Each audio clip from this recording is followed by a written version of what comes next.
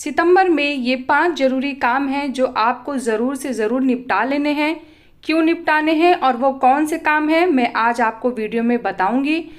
और फर्टिलाइज़र क्या यूज़ कर रही हूँ वो भी मैं आपको बताने वाली हूँ। तो चलिए वीडियो को स्टार्ट करते हैं। हेलो एवरीवन, कैसे हैं आप सब लोग। लव फॉर गार्डनिंग में आप लोगों का बहुत बहुत स्वागत है। तो जैसे कि सितंबर का महीना चल रहा है और अब बरसात धीरे धीरे ख़त्म होने को आई है, तो ऐसे में हमारे प्लांट्स में कुछ ऐसी चीज़ें डेवलप होने लगती हैं जिससे हमारे प्लांट की ग्रोथ भी रुक सकती है। जैसे कि क्या हो सकता है, क्लाइमेट चेंज होता है, बरसात से अचानक तेज़ धूप निकलने लगती है, फिर से गर्मी पड़ने लगती है। तो ऐसे में जैसे जैसे गर्मी स्टार्ट होगी आप केमिकल फर्टिलाइज़र का थोड़ा सा यूज़ कम कर दीजिएगा, क्वांटिटी उसकी घटा दीजिएगा। दूसरी चीज़ क्या करनी है कि इस समय हमारे प्लांट्स में इंसेक्ट का और पेस्ट का भी बहुत ज़्यादा प्रॉब्लम होगा। तो ऐसे में एक अच्छा इंसेक्टिसाइड यूज़ करना है हमें अपने प्लांट पे। तो मुझे काफ़ी ऐसे कमेंट्स आ रहे थे कि आप लोग जानना चाहते हैं कि कोई ऐसा इंसेक्टिसाइड मैं बताऊं जो केमिकल इंसेक्टिसाइड ना हो, आप अपने फ्रूट्स के प्लांट में, वेजिटेबल के प्लांट्स में भी दे सकें। तो इसीलिए मैंने नीम की खली से एक बहुत ही अच्छा इंसेक्टिसाइड और पेस्टिसाइड बनाया है। तो ये कैसे बनाया है, इसका क्या प्रोसेस है, वो मैंने वीडियो बनाई है। तो अगर आपने नहीं देखी है मैं आई बटन पे लिंक लगा दूंगी, आप वहां से उस वीडियो को देख सकते हैं। क्योंकि ये एक ऑर्गेनिकल फर्टिलाइज़र है और उसी से बना हुआ इंसेक्टिसाइड भी है, तो ये आपके फ्लावरिंग प्लांट को, फ्रूटिंग प्लांट को बिल्कुल भी नुकसान नहीं पहुंचाएगा और जो प्रॉब्लम आपके प्लांट में है उसे भी ठीक कर देगा। तो अगर आपको जानना है तो वीडियो आप देख लीजिएगा, उससे आपको काफ़ी इन्फॉर्मेशन मिल जाएगी। तो ये स्प्रे आपको महीने में 2 बार तो करना ही करना है, लेकिन अगर आपके प्लांट में प्रॉब्लम ज़्यादा है तो फिर आप इसे हफ्ते में 1 बार भी कर सकते हैं। स्प्रे हमेशा शाम को ही करिएगा। मैंने आपको हमेशा ये चीज़ बताई है कि जब भी आप अपने प्लांट में कोई भी इस तरीके से काम करें तो ये काम या तो आप एकदम भोर में करिए या तो फिर शाम को करिए। दिन में मत करिएगा, दिन में ये नुकसान भी पहुंचा सकता है। और आप देखिए मेरे इस प्लांट में भी इंसेक्ट लग गए थे बहुत ज़्यादा और मैंने स्प्रे किया है इसमें भी, और उसके बाद आप देखिए प्लांट मेरा एकदम हेल्दी हो गया है और उस स्प्रे से प्लांट्स की कलियों पे या उसकी ग्रोथ पे कोई भी फ़र्क नहीं आया है। तो एक चीज़ और मैं आपको बताती हूँ कि ये जो इस सीज़न चल रहा है ना, ये सीज़न में ना पेस्ट लग ही जाते हैं प्लांट्स में। मतलब आप कितना भी केयर कर लीजिए तो कहीं ना कहीं ग्रोथ में छोटी छोटी जो ग्रोथ होती हैं उनमें आ जाते हैं।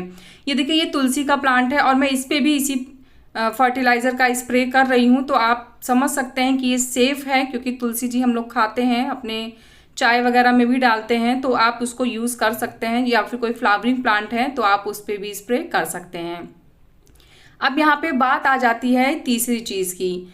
तो अभी तक बारिश बहुत ज़्यादा हो रही थी, इसलिए प्लांट में पानी देने की भी ज़रूरत नहीं पड़ रही थी। कभी कभार हुआ कि हाँ बारिश 2-4 दिन नहीं हुई तो भले ही प्लांट को पानी दिया हो मैंने, अदरवाइज़ हमारे यहाँ रेगुलर बारिश हो रही थी तो प्लांट्स को पानी देने की कोई भी प्रॉब्लम नहीं आ रही थी। बट अब हमें ध्यान देना है क्योंकि अब गर्मी यहाँ हमारे यहाँ तो बहुत ही तेज़ी से गर्मी स्टार्ट हो गई है और फिर से वही तीखी धूप और टेम्परेचर हाई हो गया है। तो ऐसे में अब हमें शाम को अपने प्लांट्स को पानी के थ्रू नहला देना है। इससे क्या होगा कि जो गर्मी है उससे हमारे प्लांट को थोड़ी सी शांति मिल जाएगी। फिर चौथी चीज़ क्या करनी है कि अब हमें अपने विंटर्स के प्लांट की भी तैयारी शुरू कर देनी है। तो अगर आप सीड के थ्रू अपने प्लांट्स को ग्रो करना चाहते हैं तो ये एकदम सही समय है। आप अपने प्लांट्स के लिए सीड ले आइए और ग्रो करना स्टार्ट कर दीजिए, क्योंकि इस मौसम में जब आप सीड लगाएंगे तो फिर वो धीरे धीरे जब तक विंटर स्टार्ट होगी तब तक आपके प्लांट्स फ्लावरिंग करने के लिए एकदम स्टार्ट हो जाएंगे। तो मैंने अभी कुछ दिन पहले ही एक वीडियो डाली है जिसमें मैंने दिखाया था कि मैंने अब कौन कौन से सीड ग्रो किए हैं इस समय। तो अगर आप जानना चाहते हैं तो आप मेरे चैनल पे जाके वो वीडियो सर्च करिएगा, आपको मिल जाएगी।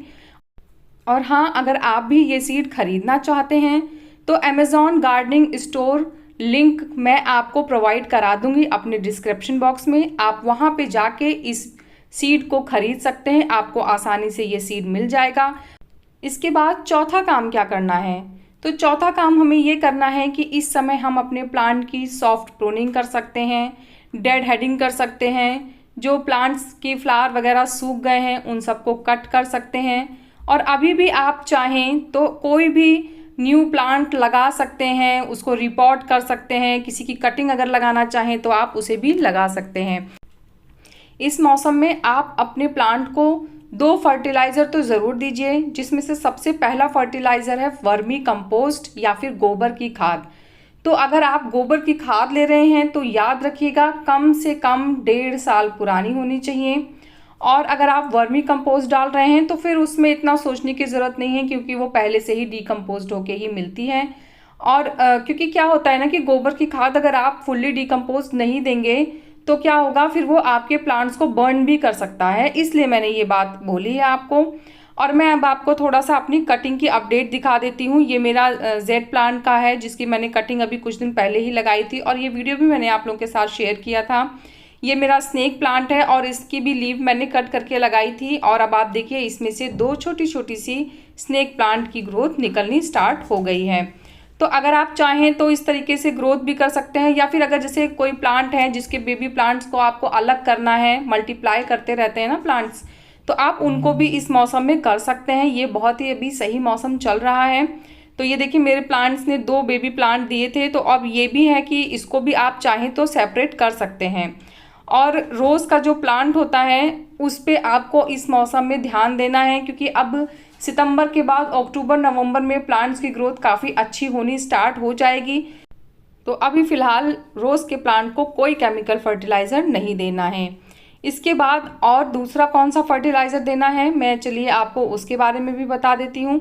तो प्लांट में जब भी कोई फर्टिलाइज़र दें तो उसमें सबसे पहला काम हमें क्या करना है, हमें चेक करना है कि हमारे प्लांट की जो सॉइल है उसको हम अच्छे से गुड़ाई कर दें, क्योंकि जब हम सॉइल की गुड़ाई अच्छे से नहीं करेंगे तो प्लांट को फर्टिलाइज़र भी अच्छे से नहीं मिलेगा।